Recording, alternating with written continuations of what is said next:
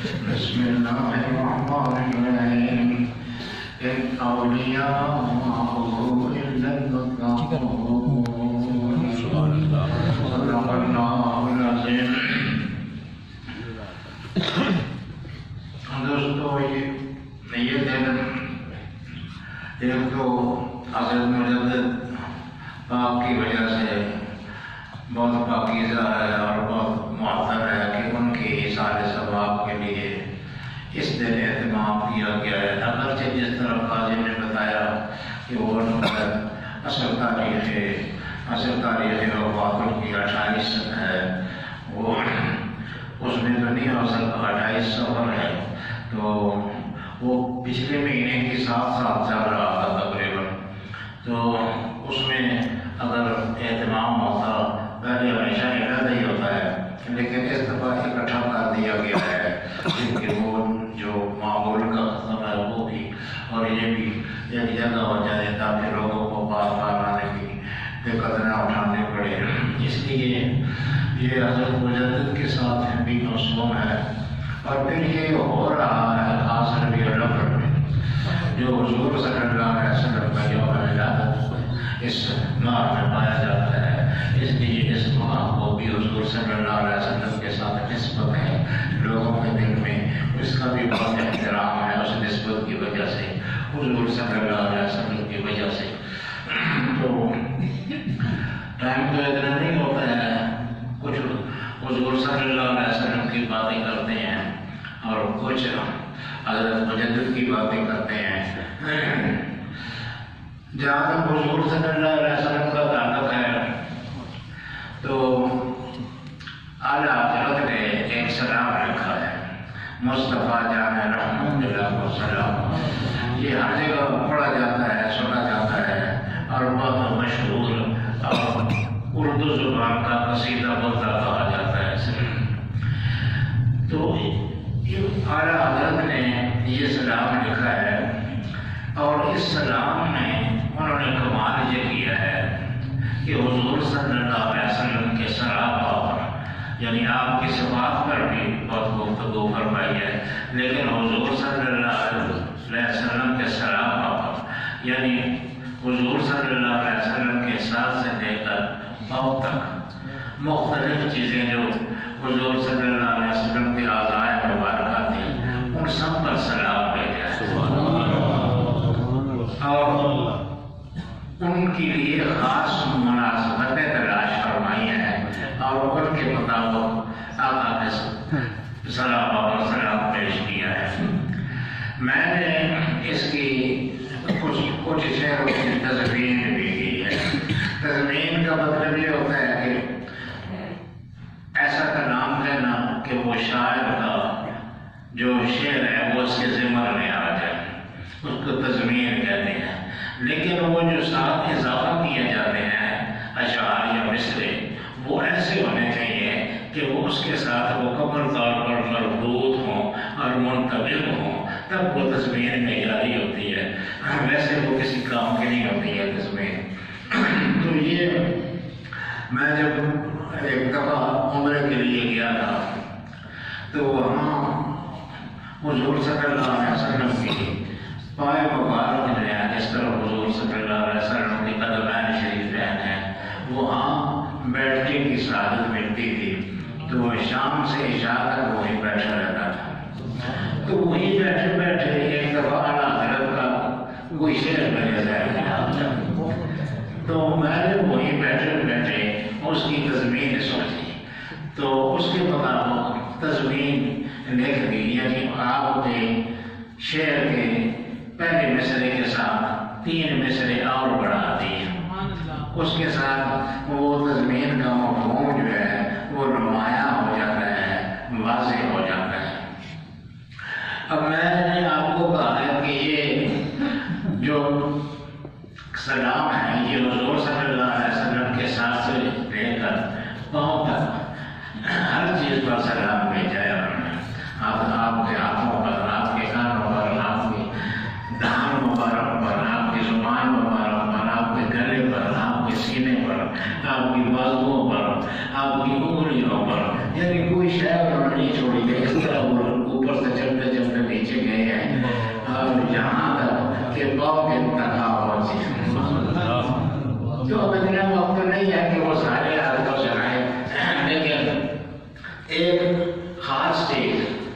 جو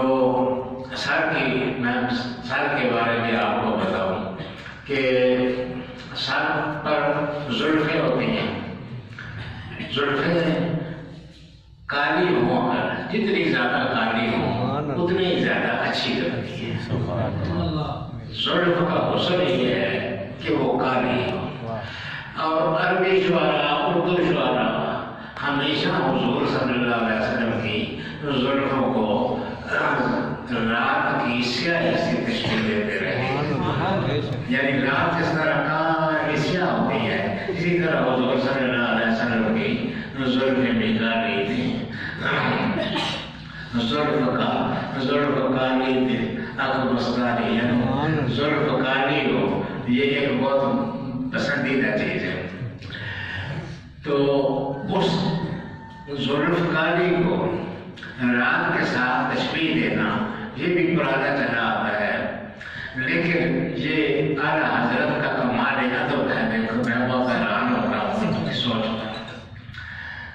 وہ بھی حضور صلی اللہ علیہ وسلم کی اس زلف کو رات کے ساتھ تشبیہ دینا چاہتے ہیں،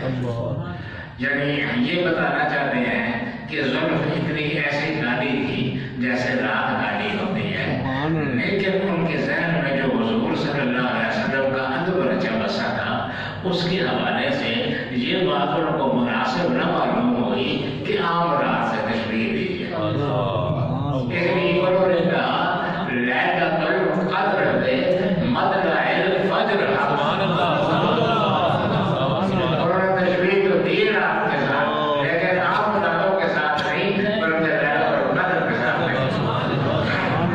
یعنی حضور کی ضرورت جو ہے وہ لیلۃ القدر کی طرح کالی تھی، عام راتوں کی طرح کالی نہیں تھی، اس طرح کالی تھی جس طرح لیلۃ القدر کالی ہوتی ہے۔ اور وہ پھر سورہ لیلۃ القدر میں اللہ پاک نے فرمایا ہے کہ یہ رات رہتی ہے سلام ہی حتی مطلع الفجر، وہ اس وقت تک رہتی ہے جب تک فجر طلوع نہیں ہو جاتی ہے۔ اب اس صورت کو مد نظر رکھ کے کیا خوبصورت شعر فرمایا ہے، اور حدیث میں یہ بھی آتا ہے کہ حضور صلی اللہ علیہ وسلم مانگ نکالا کرتے تھے، بالوں میں مانگ نکالا کرتے تھے، یعنی درمیان میں وہ لیگ سے لکیر سی ہوتی تھی، وہ دو حصوں میں تقسیم کر دیتے تھے بالوں کو، تو مانگ نکالا کرتے تھے۔ تو حدیث بھی آیا ہے کہ حضور صلی اللہ علیہ وسلم کی مانگ جو ہے وہ مستقیم ہوتی تھی، یعنی سیدھی ہوتی تھی، ٹیڑھی نہیں ہوتی تھی، کسی ایک طرف نہیں ہوتی تھی یا کھچنے سے نہیں ہوتی تھی بلکہ سیدھی ہوتی تھی۔ اب یہ ساری باتیں، یہ حدیث، یہ آیات قرآن کی، یہ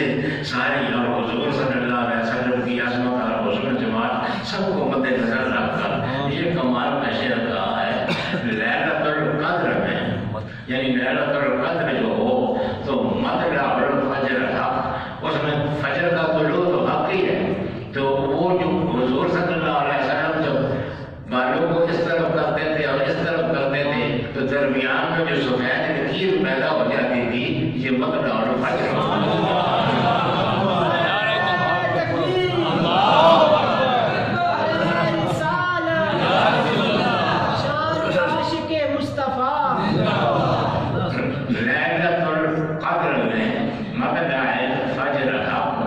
مانگ کی استقامت میں وہ جو سیدھی مانگ ہوتی تھی جس کی وجہ سے رات جو ہے وہ دو حصوں میں تقسیم ہو جاتی تھی اور مطلع الفجر کا منظر نمایاں ہو جاتا تھا، ان بالوں پر سلام، ان زلفوں پر سلام، ان بالی زلفوں پر سلام۔ تو اس طرح وہ حضور صلی اللہ علیہ وسلم کی صفات بیان کرتے ہوئے ساری مختلف صفات بیان کی، تو وہ چلتے چلتے پھر وہ حضور صلی اللہ علیہ وسلم کے پاؤں تک آ پہنچے۔ اچھا، قرآن شریف میں ہے لا اقسم بہذا البلد وانت حل بہذا البلد، اے محبوب میں اس شہر کی قسم کھاتا ہوں، یعنی مکے کی قسم کھاتا ہوں، لیکن قسم کھانے کی وجہ یہ نہیں ہے کہ یہاں آب زمزم ہے یہاں مقام ابراہیم ہے، یہاں صفا مروہ ہے، یہاں لوگ حج کے لیے آتے ہیں، یہاں کب ہے، میرا گھر ہے، اس وجہ سے قسم نہیں کھاتا ہوں، قسم اس لیے کھاتا ہوں کہ انت حل سے آتا ہے کہ میرے محبوب تو اس شہر میں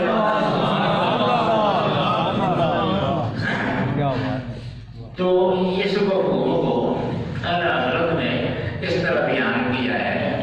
کھائی قرآن خاک گزر کی قسم، یعنی اس راہ پہ وہ گزرتی ہے، وہ جہاں رہتی ہے، جہاں چلتے چلتے ہیں وہ خاک گزر، ان راستوں کی خاک کی قسم کھائی اللہ پاک نے، تو اس کفے پاک کی حرمت میں لاکھوں سلام، اس پاؤں کی، اس کف کی، اس تلوے کی، ان کے پاؤں کے تلوے کی کیا عظمت ہوگی، اس پر لاکھوں سلام۔ تو میں نے آپ کو بتایا کہ میں نے کچھ اشعار پر تضمین بھی کی ہے، یعنی 3 مصرے لگانے کے بعد اس تضمین کو مکمل کیا ہے، ساتھ 3 مصرے اپنی طرف سے دیا، تو میں نے اس کی وضاحت اپنی تضمین میں کی ہے، وہ پھر ساری مل کے عجیب منظر پڑتا ہے، وہ میں نے کہا ہے انت حل بہذا البلد پڑھ کے ہم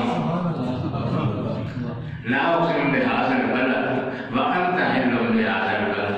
انت حل بهذا البلد پڑھ کے ہم دیکھتے رہ گئے شاد میر جہاں، انت حل بهذا البلد پڑھ کے ہم دیکھتے رہ گئے شاد میر جہاں، پائے نازم کا ہے اس قدر محترم، کائی قرآن خاک گزر کی قسم۔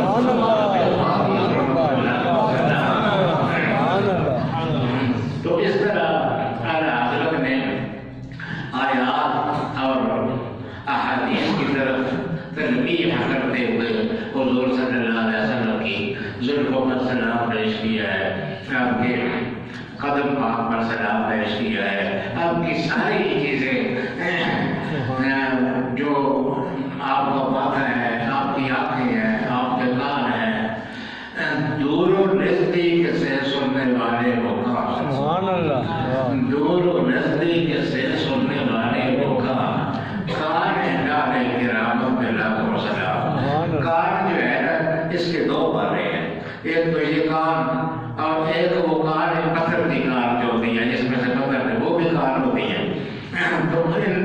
دونوں معنوں کو، دونوں مفہوموں کو جمع کر کے حضرت نے عجیب سا کاوڑ پیدا کیا ہے کہ حضور صلی اللہ علیہ وسلم کے وہ کان ہیں کہ دور و نزدیک سے سننے والے ہیں، دور سے کوئی پکارے، نزدیک سے کوئی پکارے، دور و نزدیک سے سننے والے وہ کان، یہ کان جو ہیں وہ کرامت، عزت، شرف کی جو کان لالوں کی جو کان ہے، اس کان لال کرام حضور صلی اللہ علیہ وسلم کے وہ کان جو ہے وہ لال کرام یعنی عزت شرف کے موتیوں کی کان ہے، کان لال کرام پہ لاکھوں سلام۔ اس پر بھی میں نے تضمین کرتے ہوئے کہا ہے اللہ اللہ یہ سمعی ہمایوں کی شان، اللہ اللہ یہ سمعی ہمایوں کی شان، المدد یا نبی جب کہیں ہنستا جا، کسی جگہ بھی ہوگا المدد یا نبی جب نہیں ہنستا جا، پہنچے امداد کو دستگیرے جا، کی دستگیری کرنے والے فوراً پاس کھڑے ہوں، دور و نزدیک سے کرنے والے جو کان نال کرام پہ نعرہ تکبیر، نعرہ رسالت کے مصطفیٰ قبلہ دائم سے۔ تو حضور صلی اللہ علیہ وسلم نے فرمایا کہ میرے پاس جو ہے وہ نبوت ختم ہے، آپ کے بعد کوئی نبی نہیں آ سکتا ہے۔ البتہ حضور نے فرمایا کہ ہر صدی میں اللہ پاک ایک مجدد بھیجے گا، ان اللہ یبعث لہذہ امتی علی رأس رأس كل 100 سنة من يجدد لها دينها. اس امت کی یہ خصوصیت ہے کہ اللہ پاک ہر صدی کے آخر میں اللہ پاک ایک ایسی ہستی کو بھیجے گا جو دین میں جو خرابیاں، جو بدعتیں، جو افزائشیں ہو گئی ہیں وہ ان کو دور کرے گا اور یجدد لها دینها، وہ ان کے دین کو دوبارہ استوار کر دے گا. یہ ہر صدی میں مجدد آتے رہے. حضرت عمر بن عبدالعزیز رضی اللہ تعالیٰ عنہ یا رحمۃ اللہ علیہ بڑی ہستی ہیں اور ان کی تجدید پر سب کا اتفاق ہے، بڑے مجدد ہیں. حضرت عمر بن عبدالعزیز رحمۃ اللہ علیہ انہوں نے تجدید فرمائی. بنو امیہ میں بنو امیہ نے دین میں جو ظلمتیں اور قباحتیں داخل کر دی تھی ان سب کو دور کیا اور دین کو اپنی اصل شکل میں نمایاں کیا. وہ بھی مجدد ہیں اور بھی بے شمار مجدد ہوئے ہیں. انہوں نے تجدید کی اور جس حد تک اپنے وسعت پر اپنی پوری کوشش کی. اس کوشش میں کوئی شہید ہو گئے، کوئی جیلوں میں ساری زندگی گزرتے چلی، کوئی مار کھاتے رہے، کوڑے کھاتے رہے، لیکن وہ اپنے کام سے پیچھے نہیں ہٹے. یہ سارے مجددین میں یہ بات مشترک ہے کہ وہ استقامت پر قائم رہے. ان الذین قالوا ربنا اللہ ثم استقاموا، وہ استقامت اختیار کی انہوں نے. یہ سارے کے سارے مجدد بہت تکلیفوں سے گزرے لیکن بالآخر وہ اپنا جو نقطہ نظر تھا وہ دنیا میں چھوڑ گئے. خود اگرچہ دنیا سے رخصت ہو گئے لیکن ان کے تجدیدی کارنامے جو ہیں وہ بعد میں دنیا کو قیامت تک کام آتے رہیں گے. حضرت مجدد جو مجدد ہیں یہ ایک انوکھے مجدد ہیں. یہ اس طرح کے مجدد ہیں کہ انہوں نے جتنا بھی باطل نظام وہ جو اکبر بادشاہ اور جہانگیر بادشاہ نے قائم کر رکھا تھا، بھی پہلے درجے کے بھی دین تھے، یہ شرابی تھے،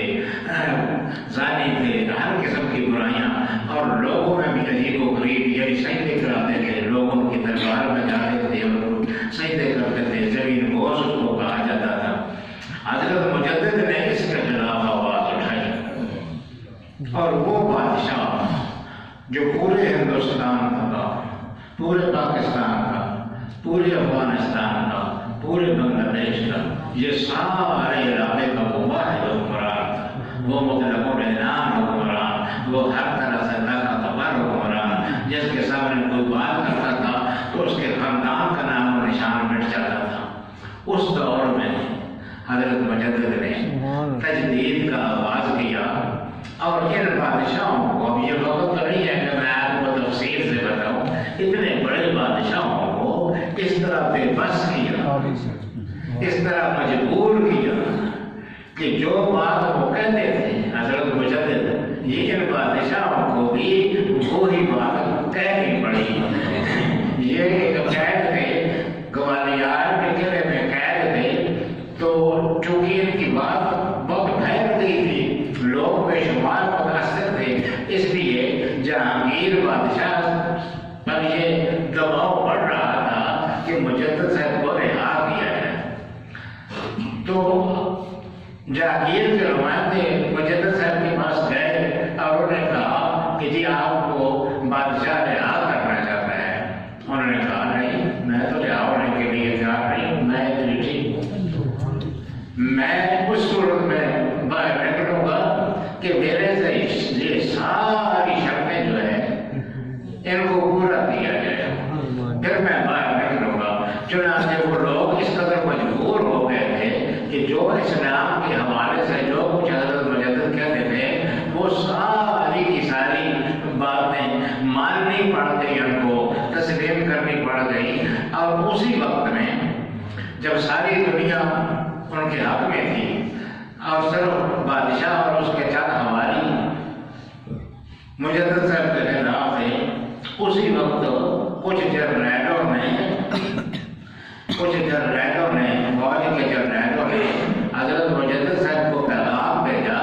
کہ جی آپ کیوں یہ قید و بند کی صورتیں برداشت کر رہے ہیں؟ ہم آپ کے حاکم ہیں، ہم آپ کے غلام ہیں، اگر آپ چاہیں تو ہم اس جاگیر کو گرفتار کرتے ہیں اور آپ کو لاتے ہیں، آپ کو تخت پر بٹھاتے ہیں، آپ اپنی مرضی سے دین نافذ کریں۔ اب کوئی بھی اقتدار کا رسیہ بن نہیں ہوتا تو دوڑ پڑتا، لیکن حضرت مجدد کا کمال یہ ہے کہ انہوں نے یہ جواب لکھا، حیرت انگیز جواب لکھا۔ انہوں نے کہا کہ تاج پہننے کے لیے اور تخت پر بیٹھنے کے لیے میں آیا ہی نہیں، میں تو اس لیے آیا ہوں کہ یہ جنہوں نے تاج پہنے ہوئے ہیں اور جو تخت پر بیٹھے ہوئے ہیں، ایک کے ذریعے میں اسلام اور نافذ کر کے دکھایا انہوں نے۔ اس لیے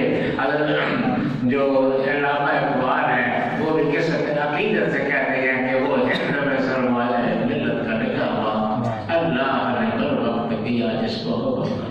جنت نہ جو کی جس کی جہانگیر بھی آگے، جس کے مسئلے گرم سے ہے گرمی حرام۔ تو یہ بہت بڑی ہستیاں ہیں حضرت امام ربانی مجدد الرسانی رحمۃ اللہ علیہ، جن کی سارے ثواب کے لیے تلاوت کی گئی ہے، اور حضرت غوث اعظم جیلانی رضی اللہ تعالیٰ عنہ جن کی سارے ثواب کے لیے ختم غوثیہ پڑھا گیا ہے۔ دعا فرمائیں اللہ پاک ہماری جو کام کو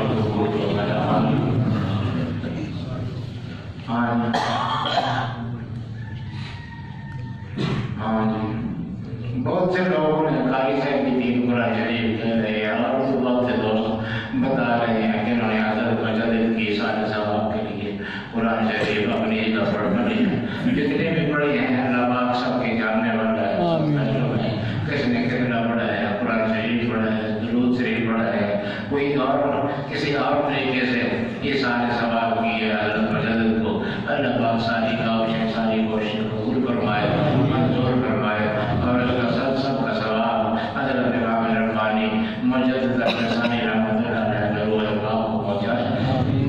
ہم ان کے سلسلے کے ساتھ تعلق رکھتے ہیں تو اللہ پاک ہمیں ان کی سلسلے کی عظمت برقرار رکھنے کی توفیق نصیب فرمائے، ہمیں ان کے سلسلے کی لاج رکھنے کی ساتھ نصیب فرمائے، ہمیں وہ کام کرنے کی توفیق عطا فرمائے جس سے حضرت مجدد راضی ہوتے ہیں، حضرت شیخ عبدالقادر جیلانی راضی ہوتے ہیں، اور اصل میں تو حضور صلی اللہ علیہ وسلم جس سے راضی ہوتے ہیں۔ ایسے سارے کام کرنے کی اللہ پاک ہمیں توفیق عطا فرمائے، اور ہر وہ کام جن سے یہ بزرگ اور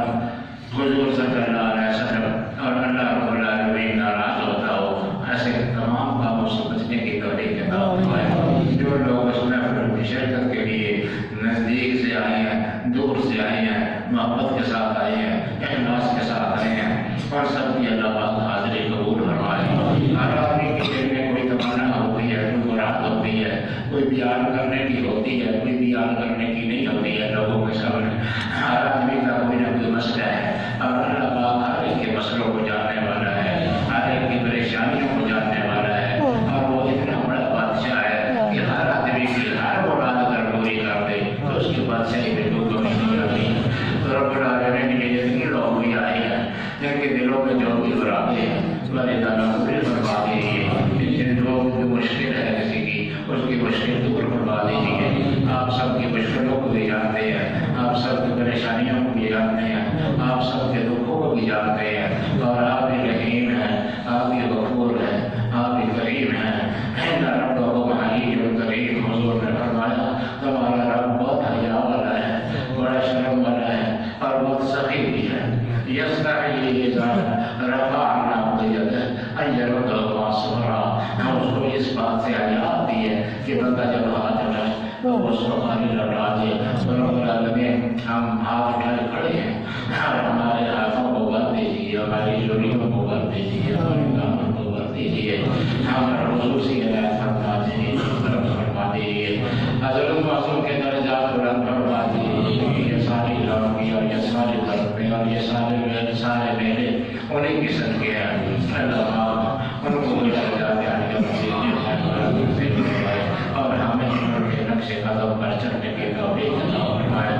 بدعتوں سے محفوظ رکھے۔ یا محدثات الامور فإن كل محدثة بدعة وكل بدعة ضلالة وكل ضلالة في النار. حضور صلی اللہ علیہ وسلم نے فرمایا کہ دین میں نئے نئے کاموں سے بچا کرو. فإن كل محدثة بدعة. ہر نئی بات جو دین میں داخل کی ہے وہ بدعت ہوتی ہے. وكل بدعة ضلالة. اور ہر بدعت جو ہے یہ گمراہی ہے. وكل ضلالة في النار. اور ہر گمراہی آدمی کو جہنم میں پہنچاتی ہے.